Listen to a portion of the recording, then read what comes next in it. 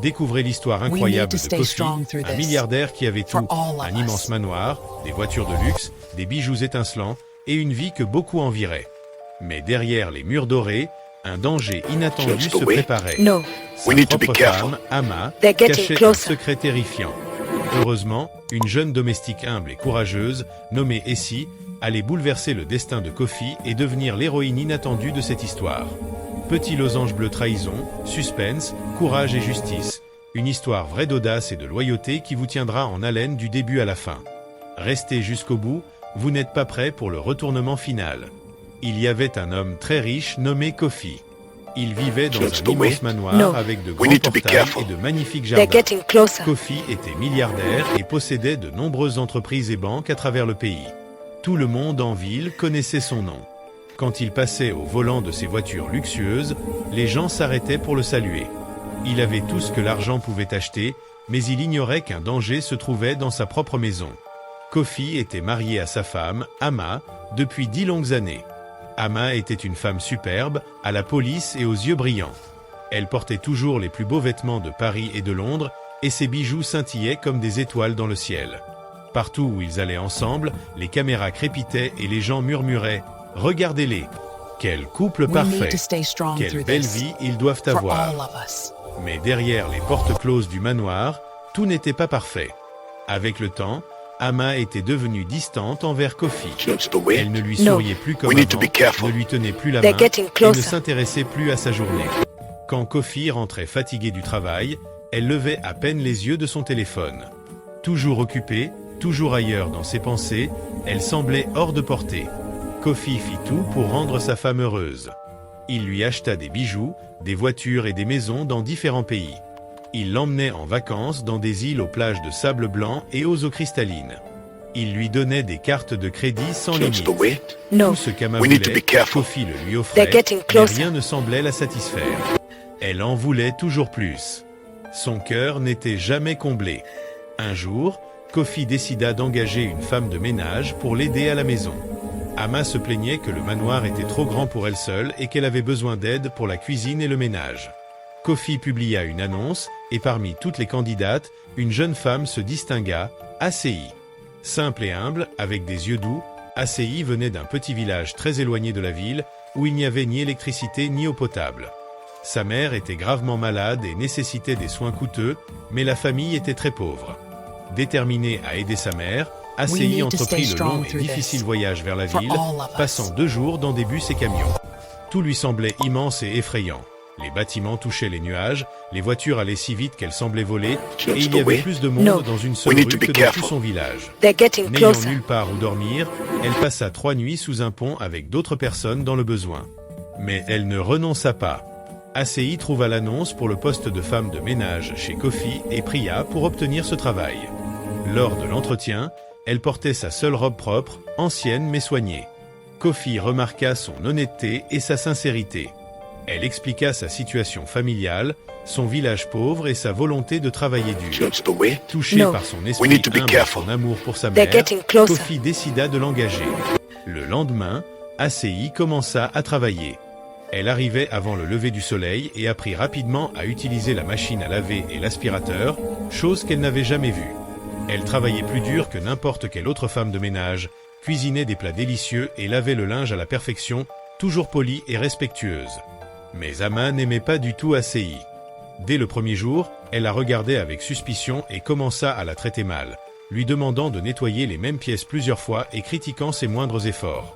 Pourtant, Acei ne se plaignait jamais et travaillait silencieusement, déterminée à faire son devoir. 3 mois plus tard, un homme nommé Kwam commença à venir au manoir. Ama prétendit qu'il était son cousin en visite, mais Acei remarqua leur comportement étrange. Ils se parlaient et se touchaient comme de vrais complices, et ces visites devinrent de plus en plus fréquentes. Un jour, Acei entendit Ama et Kwam parler en secret. Ils semblaient planifier quelque chose pour s'approprier la richesse de Kofi. Effrayée, mais courageuse, Acei pria et décida de surveiller Ama attentivement. Elle savait qu'elle devait protéger Kofi, même si cela lui coûtait tout. Pendant 2 semaines, Ama agissait normalement. Puis un vendredi, Kofi rentra tôt, fatigué et stressé à cause d'un mauvais investissement. Ama ordonna à ACI de monter nettoyer les chambres d'invités et ACI comprit qu'elle devait rester vigilante. Elle se préparait à protéger Kofi à tout prix, fidèle aux valeurs que sa mère lui avait transmises. Ne jamais rester silencieuse face au mal. Essie avait trouvé l'attitude d'Ama soudainement trop douce, presque trop attentionnée, ce qui éveilla sa méfiance. Au lieu de nettoyer les chambres d'amis, elle resta en haut de l'escalier pour observer discrètement ce qui se passait dans la cuisine. Elle vit Ama préparer la tasse préférée de Kofi, y verser de l'eau chaude, puis regarder autour d'elle comme si elle voulait s'assurer qu'elle n'était pas observée. Pensant être seule, Ama sortit de son sac une petite bouteille de verre contenant une poudre blanche qu'elle versa presque entièrement dans le thé avant de remuer jusqu'à ce qu'elle disparaisse complètement. La boisson avait désormais l'air ordinaire, impossible à distinguer d'un simple thé. Ama posa alors la tasse sur un plateau et se dirigea vers la chambre où Kofi se reposait. En comprenant ce qu'elle venait de voir, Essie sentit la panique la saisir. Si Ama atteignait Kofi, il boirait la tasse sans se douter de rien. Elle descendit les escaliers en courant, oubliant son emploi et les inquiétudes habituelles, seulement animée par l'urgence de sauver la vie de son employeur. Lorsqu'Ama entra dans la chambre, un sourire tendre sur le visage, prête à lui tendre la boisson, Essie surgit soudainement, criant de toutes ses forces pour empêcher Kofi de boire. Sa voix résonna si fort que Kofi s'arrêta net, stupéfait, la tasse encore dans les mains d'Ama. La tension se fit lourde et Ama, déstabilisée, tenta d'accuser Essie de mensonge et de jalousie. Mais Kofi, observateur et lucide, remarqua le trouble évident sur le visage de son épouse, ses mains tremblantes et son agitation. Il exigea le thé, et malgré les protestations, le prit de force avant de fouiller le sac d'Ama. Il y trouva la petite bouteille contenant la poudre blanche, exactement comme Essie l'avait décrit. Face à la preuve, Ama perdit toute arrogance et s'effondra, implorant pardon et suppliant Kofi de ne pas appeler les autorités, tandis que celui-ci reculait, bouleversé de découvrir que celle en qui il avait le plus confiance venait de trahir sa vie de la manière la plus grave. Son visage exprimait à la fois le dégoût et la douleur. 10 ans, murmura-t-il. 10 ans que je t'ai aimé. 10 ans que je t'ai tout donné. Et voilà ce que tu fais. Tu essaies de me tuer. Pourquoi, Ama? Dis-moi juste pourquoi. Que ai-je fait pour mériter ça? Ne t'ai-je pas donné tout ce que tu voulais? Ama pleurait maintenant, de vraies larmes coulant sur ses joues. Mais Kofi ne prêtait plus attention à ses pleurs. Il se dirigea vers le téléphone et appela son médecin personnel, le docteur Mensah, qui habitait à seulement 10 minutes. Viens immédiatement, c'est une urgence. Le ton grave de Kofi convainquit le médecin de partir sans poser de questions. Pendant qu'ils attendaient le médecin, Kofi appela son avocat et son chef de sécurité pour qu'ils viennent aussi. Quelque chose de terrible venait de se produire et il avait besoin d'eux sans attendre. Kofi s'assit ensuite sur une chaise et fixa la tasse de thé empoisonné.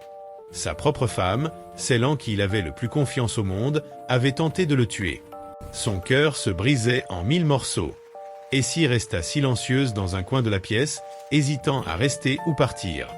Mais Kofi la regarda, « Reste assez. J'ai besoin que tu restes et que tu racontes exactement ce que tu as vu. Tu m'as sauvé la vie aujourd'hui. Je ne l'oublierai jamais. » Essie hocha la tête et resta. Ama continuait de pleurer et de supplier, mais personne ne l'écoutait. Le docteur Mensah arriva en 10 minutes. Petit, aux cheveux gris et aux yeux sages, il connaissait Kofi depuis de nombreuses années. Voyant Ama au sol en pleurs et Kofi dévasté, il comprit que quelque chose de très grave s'était produit.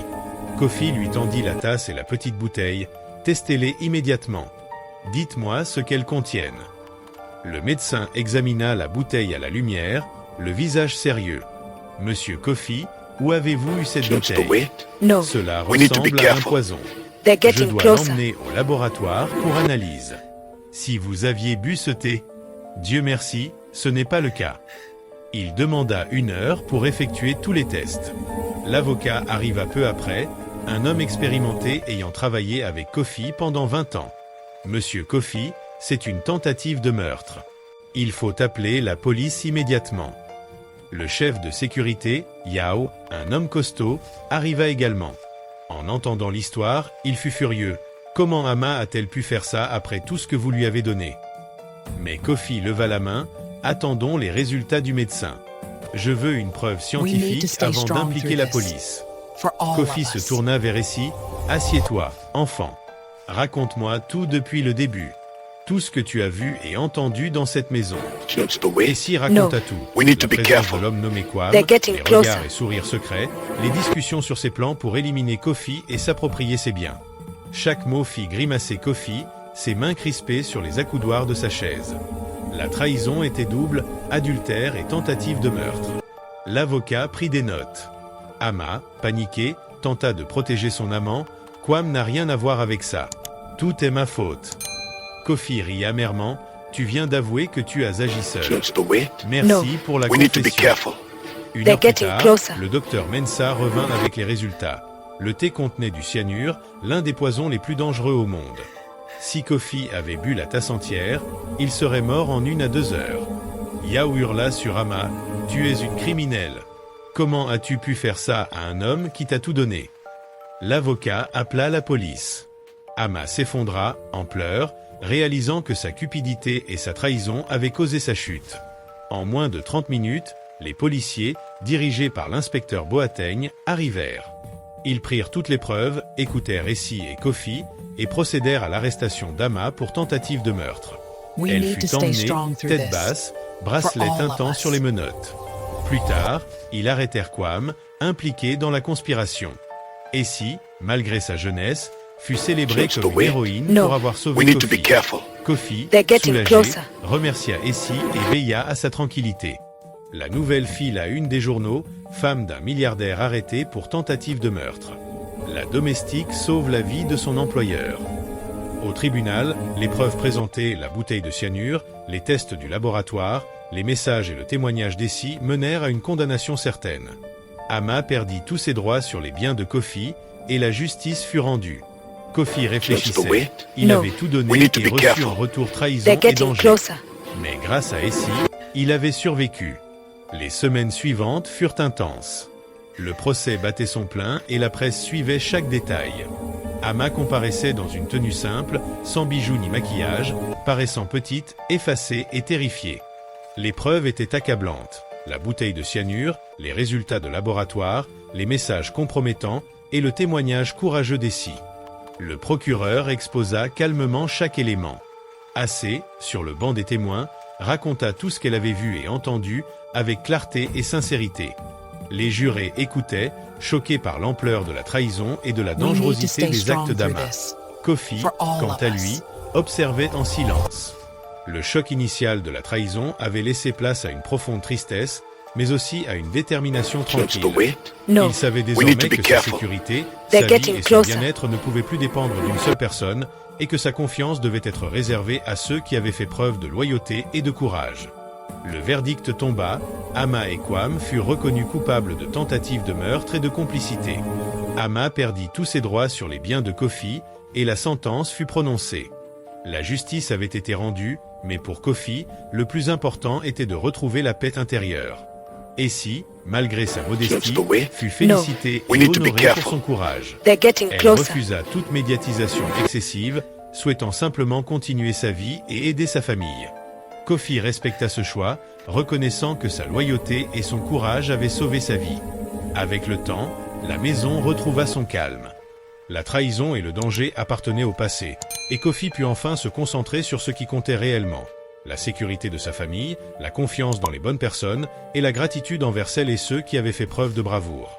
L'histoire de cette trahison et de ce sauvetage héroïque se répandit dans la ville, rappelant à tous l'importance du courage, de l'intégrité et de la vigilance face à ceux qui cherchent à nuire. Et pour Kofi, chaque jour était désormais un rappel de la valeur de la vie et de la loyauté, et de la chance d'avoir été protégé par une personne prête à risquer tout pour faire ce qui est juste. Dans les mois qui suivirent, Kofi reconstruisit sa vie. La trahison d'Ama et de Quam laissa une cicatrice émotionnelle, mais elle renforça sa vigilance et sa détermination. Il renforça la sécurité de sa maison, réévalua ses relations personnelles et professionnelles, et prit soin de ceux qui lui avaient montré loyauté et courage. Essie devint un symbole de bravoure dans la communauté. Les médias la surnommèrent la domestique héroïque, mais elle resta humble.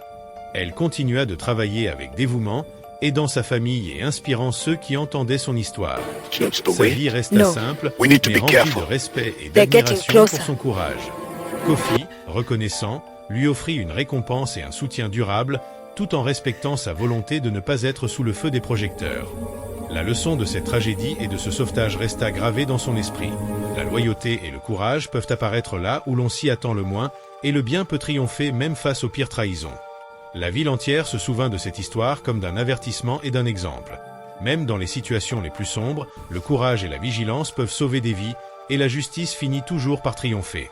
Et pour Kofi, chaque jour était désormais un rappel de la valeur de la vie, de l'importance de la loyauté et de la gratitude envers ceux qui osent agir avec courage, même au péril de leur propre sécurité. Après cette terrible épreuve, Kofi comprit que sa vie ne serait plus jamais la même.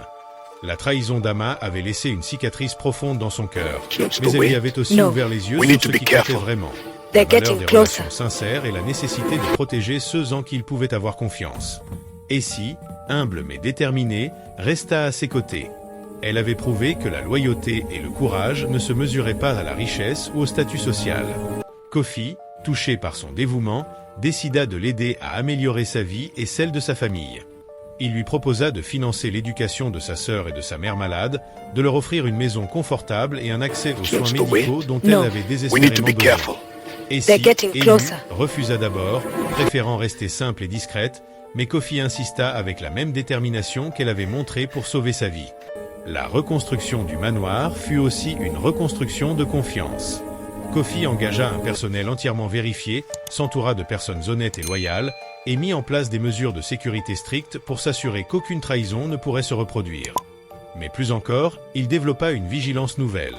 Il apprit à lire les intentions derrière les mots et les gestes, et à ne jamais prendre la loyauté pour acquise. Dans la ville, l'histoire fit le tour des médias. Essie devint un symbole de courage et de sagesse. Les journaux et les chaînes de télévision racontaient comment une jeune domestique, modeste et sans prétention, avait sauvé la vie d'un milliardaire et empêché un crime terrible. Pourtant, elle resta discrète, refusant les interviews et les récompenses publiques. Pour elle, la véritable récompense était de savoir que Kofi était en sécurité et que sa famille pourrait vivre dans la sérénité. Avec le temps, Kofi développa un profond respect et une admiration silencieuse pour Essie. Il lui confia davantage de responsabilités, non pas parce qu'elle était jeune ou naïve, mais parce qu'elle avait prouvé que son courage et sa loyauté étaient inestimables. Elle devint non seulement son aide, mais un pilier moral et un guide discret dans sa vie personnelle et professionnelle. Les mois passèrent. Ama purgea sa peine en prison, tandis que Kwame, quant à lui, reçut une condamnation exemplaire pour complicité et tentative de meurtre. Kofi, malgré la douleur du passé, apprit à se reconstruire. Il trouva du réconfort dans les moments simples avec Essie et dans le soutien des employés qui lui étaient restés fidèles. Sa richesse ne lui offrait plus seulement le luxe, mais la possibilité d'utiliser son influence pour protéger et soutenir ceux qui le méritaient. Un jour, Kofi organisa un petit dîner intime dans le manoir, non pas pour montrer sa richesse, mais pour célébrer la vie, la loyauté et le courage. Essie, vêtue modestement mais avec une dignité naturelle, reçut l'hommage silencieux de tout ce présent. Kofi leva son verre, à ceux qui osent agir avec courage, même quand personne ne les regarde. Essie sourit, sachant que cette phrase ne parlait pas seulement d'elle, mais de tous ceux qui, dans l'ombre, font le bien et protègent les innocents. La ville se souvint longtemps de cette histoire, pas seulement comme celle d'une trahison et d'une tentative de meurtre, mais comme un témoignage que la loyauté, le courage et l'intégrité peuvent apparaître là où on s'y attend le moins.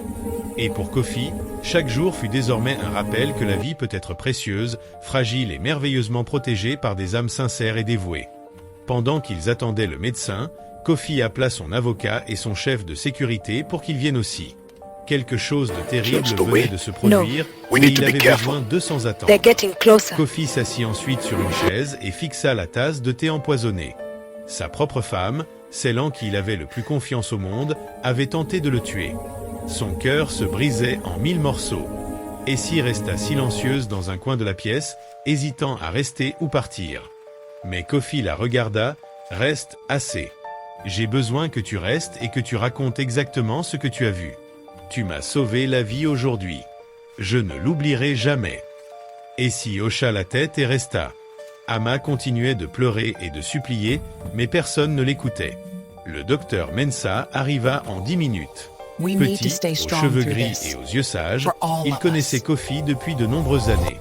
Voyant Ama au sol en pleurs et Kofi dévasté, il comprit que quelque chose de très grave s'était produit. Kofi lui tendit la tasse et la petite bouteille. Testez-les immédiatement. Dites-moi ce qu'elles contiennent. Le médecin examina la bouteille à la lumière, le visage sérieux. Monsieur Kofi, où avez-vous eu cette bouteille? Cela ressemble à un poison. Je dois l'emmener au laboratoire pour analyse. Si vous aviez bu ce thé, Dieu merci, ce n'est pas le cas. Il demanda 1 heure pour effectuer tous les tests. L'avocat arriva peu après, un homme expérimenté ayant travaillé avec Kofi pendant 20 ans. Monsieur Kofi, c'est une tentative de meurtre. Il faut appeler la police immédiatement. Le chef de sécurité, Yao, un homme costaud, arriva également. En entendant l'histoire, il fut furieux. Comment Ama a-t-elle pu faire ça après tout ce que vous lui avez donné? Mais Kofi leva la main. Attendons les résultats du médecin. Je veux une preuve scientifique avant d'impliquer la police. Kofi se tourna vers Essie. Assieds-toi, enfant. Raconte-moi tout depuis le début. Tout ce que tu as vu et entendu dans cette maison. Essie raconta tout. La présence de l'homme nommé Kwam, les regards et sourires secrets, les discussions sur ses plans pour éliminer Kofi et s'approprier ses biens. Chaque mot fit grimacer Kofi, ses mains crispées sur les accoudoirs de sa chaise. La trahison était double, adultère et tentative de meurtre. L'avocat prit des notes. Ama, paniqué, tenta de protéger son amant. Kwam n'a rien à voir avec ça. Tout est ma faute. Kofi rit amèrement. Tu viens d'avouer que tu as agi seul. Merci pour la confession. 1 heure plus tard, le docteur Mensah revint avec les résultats. Le thé contenait du cyanure, l'un des poisons les plus dangereux au monde. Si Kofi avait bu la tasse entière, il serait mort en 1 à 2 heures. Yao hurla sur Ama. Tu es une criminelle. Comment as-tu pu faire ça à un homme qui t'a tout donné? L'avocat appela la police. Ama s'effondra, en pleurs, réalisant que sa cupidité et sa trahison avaient causé sa chute. En moins de 30 minutes, les policiers, dirigés par l'inspecteur Boateng, arrivèrent. Ils prirent toutes les preuves, écoutèrent Essie et Kofi, et procédèrent à l'arrestation d'Ama pour tentative de meurtre. Elle fut emmenée, tête basse, bracelet tintant sur les menottes. Plus tard, ils arrêtèrent Kwam, impliqué dans la conspiration. Essie, malgré sa jeunesse, fut célébrée comme une héroïne pour avoir sauvé Kofi. Kofi, soulagé, remercia Essie et veilla à sa tranquillité. La nouvelle fit la une des journaux, femme d'un milliardaire arrêté pour tentative de meurtre. La domestique sauve la vie de son employeur. Au tribunal, les preuves présentées, les bouteilles de cyanure, les tests de laboratoire, les messages et le témoignage d'Essie menèrent à une condamnation certaine. Ama perdit tous ses droits sur les biens de Kofi, et la justice fut rendue. Kofi réfléchissait. Il avait tout donné et reçu en retour trahison et danger. Mais grâce à Essie, il avait survécu. Les semaines suivantes furent intenses. Le procès battait son plein et la presse suivait chaque détail. Ama comparaissait dans une tenue simple, sans bijoux ou maquillage, paraissant petite, effacée et terrifiée. Les preuves étaient accablantes. La bouteille de cyanure, les résultats de laboratoire, les messages compromettants et le témoignage courageux d'Essie. Le procureur exposa calmement chaque élément. Assez, sur le banc des témoins, raconta tout ce qu'elle avait vu et entendu avec clarté et sincérité. Les jurés écoutaient, choqués par l'ampleur de la trahison et de la dangerosité des actes d'Ama. Kofi, quant à lui, observait en silence. Le choc initial de la trahison avait laissé place à une profonde tristesse, mais aussi à une détermination tranquille. Il savait désormais que sa sécurité, sa vie et son bien-être ne pouvaient plus dépendre d'une seule personne, et que sa confiance devait être réservée à ceux qui avaient fait preuve de loyauté et de courage. Le verdict tomba, Ama et Kwam furent reconnus coupables de tentative de meurtre et de complicité. Ama perdit tous ses droits sur les biens de Kofi, et la sentence fut prononcée. La justice avait été rendue, mais pour Kofi, le plus important était de retrouver la paix intérieure. Essie, malgré sa modestie, fut félicitée et honorée pour son courage. Elle refusa toute médiatisation excessive, souhaitant simplement continuer sa vie et aider sa famille. Kofi respecta ce choix, reconnaissant que sa loyauté et son courage avaient sauvé sa vie. Avec le temps, la maison retrouva son calme. La trahison et le danger appartenaient au passé. et Kofi put enfin se concentrer sur ce qui comptait réellement. La sécurité de sa famille, la confiance dans les bonnes personnes et la gratitude envers celles et ceux qui avaient fait preuve de bravoure. L'histoire de cette trahison et de ce sauvetage héroïque se répandit dans la ville, rappelant à tous l'importance du courage, de l'intégrité et de la vigilance face à ceux qui cherchent à nuire. Et pour Kofi, chaque jour était désormais un rappel de la valeur de la vie et de la loyauté, et de la chance d'avoir été protégé par une personne prête à risquer tout pour faire ce qui est juste. Dans les mois qui suivirent, Kofi reconstruisit sa vie. La trahison d'Ama et de Kwame laissa une cicatrice émotionnelle, mais elle renforça sa vigilance et sa détermination. Il renforça la sécurité de sa maison, réévalua ses relations personnelles et professionnelles, et prit soin de ceux qui lui avaient montré loyauté et courage. Essie devint un symbole de bravoure dans la communauté. Les médias la surnommèrent la domestique héroïque, mais elle resta humble. Elle continua de travailler avec dévouement, aidant sa famille et inspirant ceux qui entendaient son histoire. Sa vie resta simple, mais remplie de respect et d'admiration pour son courage. Kofi, reconnaissant, lui offrit une récompense et un soutien durable, tout en respectant sa volonté de ne pas être sous le feu des projecteurs. La leçon de cette tragédie et de ce sauvetage resta gravée dans son esprit. La loyauté et le courage peuvent apparaître là où l'on s'y attend le moins, et le bien peut triompher même face aux pires trahisons. La ville entière se souvint de cette histoire comme d'un avertissement et d'un exemple. Même dans les situations les plus sombres, le courage et la vigilance peuvent sauver des vies, et la justice finit toujours par triompher. Et pour Kofi, chaque jour était désormais un rappel de la valeur de la vie, de l'importance de la loyauté, et de la gratitude envers ceux qui osent agir avec courage, même au péril de leur propre sécurité. Après cette terrible épreuve, Kofi comprit que sa vie ne serait plus jamais la même. La trahison d'Ama avait laissé une cicatrice profonde dans son cœur, mais elle lui avait aussi ouvert les yeux sur ce qui comptait vraiment, la valeur des relations sincères et la nécessité de protéger ceux en qui il pouvait avoir confiance. Essie, humble mais déterminée, resta à ses côtés. Elle avait prouvé que la loyauté et le courage ne se mesuraient pas à la richesse ou au statut social. Kofi, touché par son dévouement, décida de l'aider à améliorer sa vie et celle de sa famille. Il lui proposa de financer l'éducation de sa sœur et de sa mère malade, de leur offrir une maison confortable et un accès aux soins médicaux dont elle avait désespérément besoin. Essie, émue, refusa d'abord, préférant rester simple et discrète, mais Kofi insista avec la même détermination qu'elle avait montrée pour sauver sa vie. La reconstruction du manoir fut aussi une reconstruction de confiance. Kofi engagea un personnel entièrement vérifié, s'entoura de personnes honnêtes et loyales, et mit en place des mesures de sécurité strictes pour s'assurer qu'aucune trahison ne pourrait se reproduire. Mais plus encore, il développa une vigilance nouvelle. Il apprit à lire les intentions derrière les mots et les gestes, et à ne jamais prendre la loyauté pour acquise. Dans la ville, l'histoire fit le tour des médias. Essie devint un symbole de courage et de sagesse.